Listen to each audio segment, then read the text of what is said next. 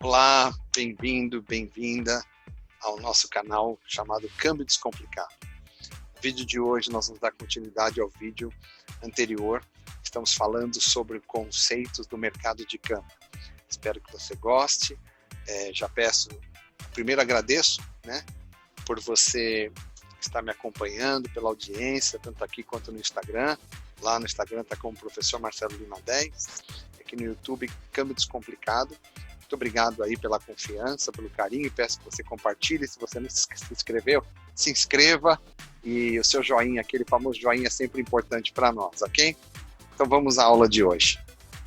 Muito bem, nós vamos então falar de assuntos que creio eu serem interessantes para você. Lembrando que no vídeo anterior nós falamos sobre o que é o mercado de câmbio, falamos um pouco sobre o sistema financeiro nacional, os 4 tipos de mercados, falamos sobre as atribuições do Banco Central, algumas delas no mercado de câmbio, falamos sobre o Conselho Monetário Nacional, explicamos um pouco compra, venda, sempre do ponto de vista da instituição financeira, falamos de arbitragem, falamos um pouco sobre câmbio comercial e câmbio turismo, as famosas remittances também, falamos de remessas pessoais, taxa de câmbio ou taxa cambial.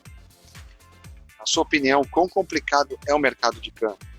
Como eu disse já, para muita gente o mercado de câmbio é algo terrível, é uma caixa preta, são muitos detalhes, é muito burocrático, cheio de regras, de fato tem muito detalhe, mas a gente aos poucos vai descomplicando e trazendo conceitos importantes aí para você, tá bom? Então, eu quero começar perguntando, como definir o valor de reais de uma moeda que não seja o dólar? Você sabe como fazer isso? Você já conseguiu calcular o valor, por exemplo, se você vai comprar euro, como é que você chega ao valor de reais? Quanto vale um euro em reais? As pessoas geralmente não sabem chegar a esse cálculo.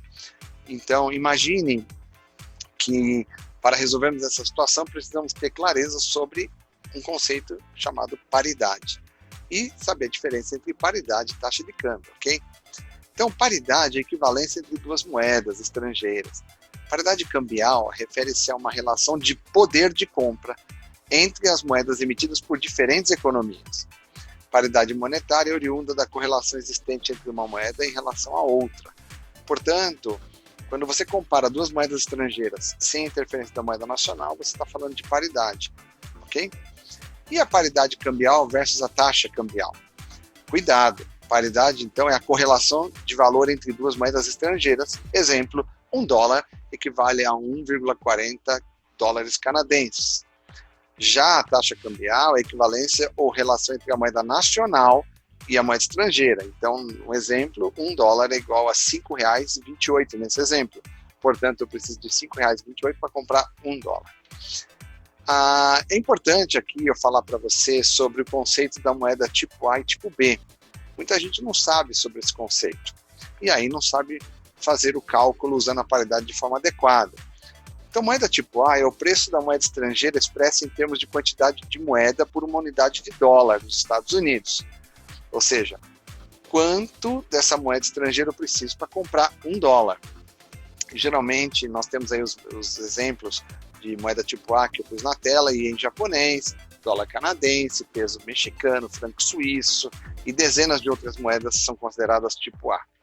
Já a moeda tipo B é o preço da moeda estrangeira expressa em termos de quantidade de dólares dos Estados Unidos por unidade daquela moeda. Então aqui é o contrário, quantos dólares eu preciso para comprar aquela moeda, uma libra, por exemplo, quantos dólares eu preciso para comprar um euro. Então a moeda tipo B, ela é bem diferente da moeda tipo A, porque a moeda tipo A normalmente são moedas mais fracas do que o dólar, e você mede a quantidade dessa moeda para comprar $1. Na tipo B, você já faz ao contrário, Sua referência é a moeda tipo B, então quantos dólares eu preciso para comprar essa moeda? Na moeda tipo A, para a gente calcular, então, o valor equivalente em dólar americano, você deve dividir o montante da moeda consultada pela respectiva paridade. Para obter o valor em reais, divida o montante da moeda consultada pela respectiva taxa. Nesse nosso exemplo, nós temos 1 milhão de pesos mexicanos. Poxa vida, quantos dólares dá para comprar com 1 milhão de pesos mexicanos? Depende, a resposta depende da taxa, da paridade entre dólar e peso mexicano. Então, $1 nesse exemplo equivale a 19,79 pesos. Então, se você multiplicar um pelo outro aqui, né, você vai ver, se você dividir.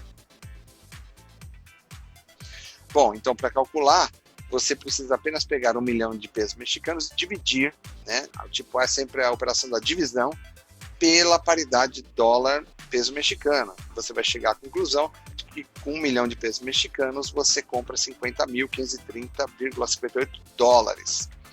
Já a moeda tipo B, para calcular o valor equivalente em dólar americano, multiplique o montante da moeda consultada pela respectiva paridade. Para obter o valor em reais, multiplique o montante da moeda consultada pela respectiva taxa. Nesse exemplo, com uma libra, você consegue comprar $1,36. Ou você precisa de $1,36 para comprar uma libra.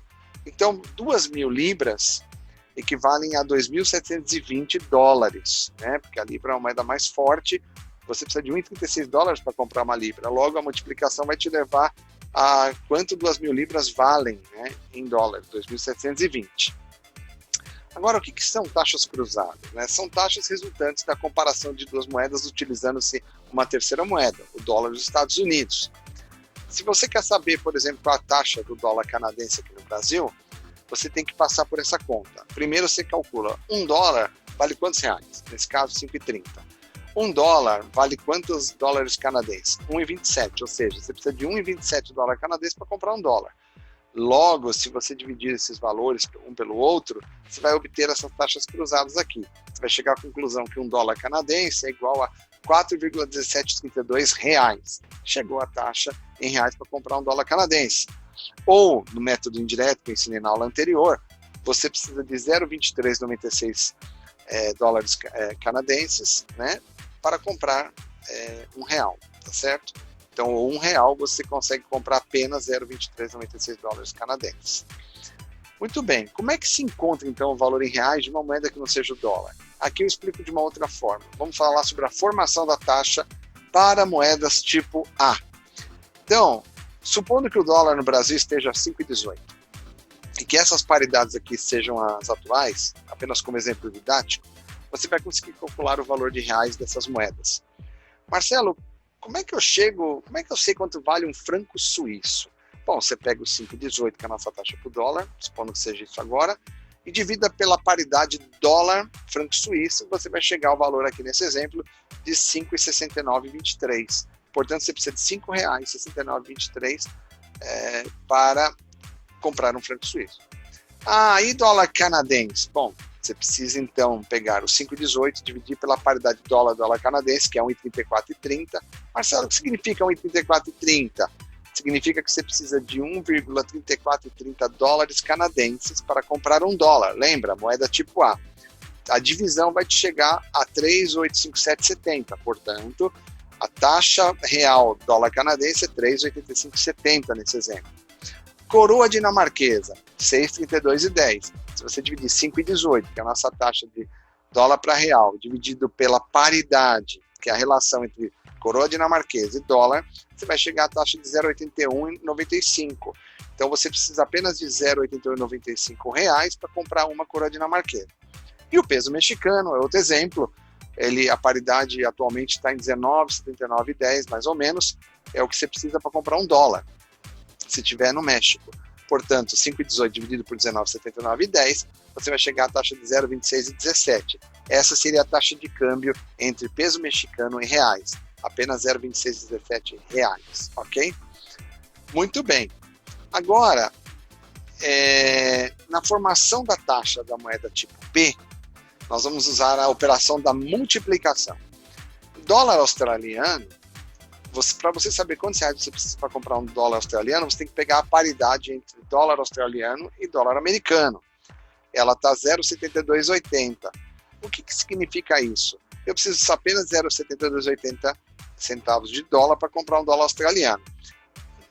Por um acaso, assim como foi o exemplo da moeda tipo A aqui com o franco suíço, está mais baixo, né? Mas isso não muda o padrão e nem a classificação da moeda do dólar australiano para tipo A, não. Não é porque ela está valendo menos que o dólar neste momento da economia mundial e que isso muda de status para a gente aqui no Brasil. Continua sendo uma moeda tipo B. Portanto, operação na multiplicação. Então 5,18 vezes 0,7280, você vai chegar o dólar australiano a 3,7710, ou seja, você precisa de 3,77 reais para comprar um dólar australiano. A Libra já está 1,3060 na relação com o dólar. O que significa, Marcelo? Precisa de $1,3060 para comprar uma Libra. Então você pega o nosso spot, que é a nossa taxa em reais 5,18, Brasil, né, o real brasileiro para o dólar, e multiplica pela paridade dólar-libra, que é 1,30. Assim você vai chegar na taxa de Libra aqui no Brasil em reais. Ou seja, eu preciso de R$ 6,76,51 para comprar uma Libra. E a mesma coisa com o euro, né? Se a paridade é 1,2102, significa que eu preciso de 1,2102 dólares para comprar um euro. Portanto, nossa taxa multiplicada por essa paridade dólar-euro vai chegar a R$ 6,2688 reais. Essa será a taxa do euro.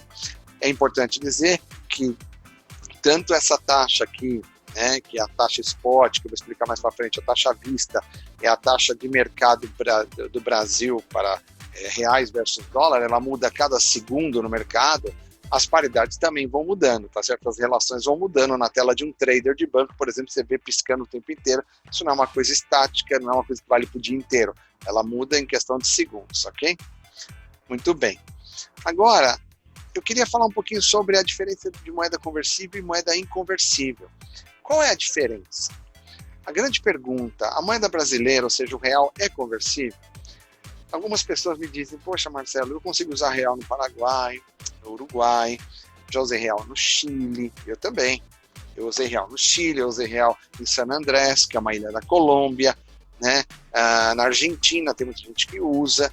Então o real é conversível, porque se ele pode ser usado fora do Brasil, teoricamente ele não seria conversível, mas para uma moeda ser conversível ela tem que atender a alguns critérios. O fato de ser aceita em alguns lugares não significa que ela é conversível. Para isso, a gente tem que entender que a moeda conversível ela é uma moeda forte, que tem ela é livremente aceita em qualquer mercado, né? São moedas poderosas que podem ser trocadas na maioria dos lugares no mundo, como o dólar, o euro, a libra e o ien. Agora, a inconversível, ela é mais fraca e existem limites quanto à sua aceitabilidade ou conversibilidade. Não são aceitas livremente nas transações com outros países. Não é fácil de você usar o real, por exemplo, vai nos Estados Unidos e tenta comprar alguma coisa com real. Você vai ver que você não vai conseguir, porque a nossa moeda ainda é inconversível. Digo ainda, porque o projeto de lei cambial novo do Banco Central está fazendo todas as alterações para embasar a conversibilidade do real. Vamos conversar sobre isso mais para frente, né? O projeto foi aprovado em dezembro, ainda tem que ser votado os destaques, agora em fevereiro, na Câmara dos Deputados, mas é um projeto que dá grandes possibilidades para o Brasil ter a sua moeda conversível, né? E para uma moeda ser conversível, né, ela tem que ter uma grande capacidade de liquidar transações negociadas fora do território nacional, coisa que o real ainda não é, tá? Então, o Brasil vai mudar bastante no câmbio para dar uma força, né, um poder ao real de fazer parte de portfólios de bancos no exterior, de poder realmente ser uma moeda que tenha uma maior aceitação. Então, esse conceito de conversibilidade está ligado a isso. Então, isto é o grau de facilidade em converter uma moeda nacional em bens e serviços estrangeiros ou em outra moeda, porque a gente não tem essa facilidade no exterior. Aqui no Brasil nós fazemos porque este é o conceito do mercado de câmbio. Este conceito evoluiu ao longo do tempo, adaptando-se às circunstâncias e objetivos, mantendo sempre suas dimensões de uso, troca e valor. A Reis, né, fala isso em 1994, está no livro do Geraldo Magela sobre câmbio, né? Portanto, moeda conversível é aquela caracterizada com um padrão monetário de aceitabilidade internacional, atendendo integralmente a 3 funções básicas da moeda numa transação entre residentes de diferentes países, sem restrição e sem condições específicas. A saber, primeiro, moeda conversível é a moeda que tem capacidade de ser aceita por não residentes, né, por estrangeiros, em transações internacionais como referência e meio de pagamento. O real tem uma certa dificuldade com isso, a não ser em alguns países aqui na América Latina. É a moeda que pode ser depositada em bancos no exterior. Então, para ser uma moeda conversível, ela tem que poder ser depositada no exterior e não só aqui no Brasil. É a moeda que pode ser habilitada para compor portfólio das reservas internacionais de diversos países, além de ser convertida em outras moedas pelos viajantes internacionais nas instituições e casas de câmbio das principais cidades do mundo, fora do país que a emitiu.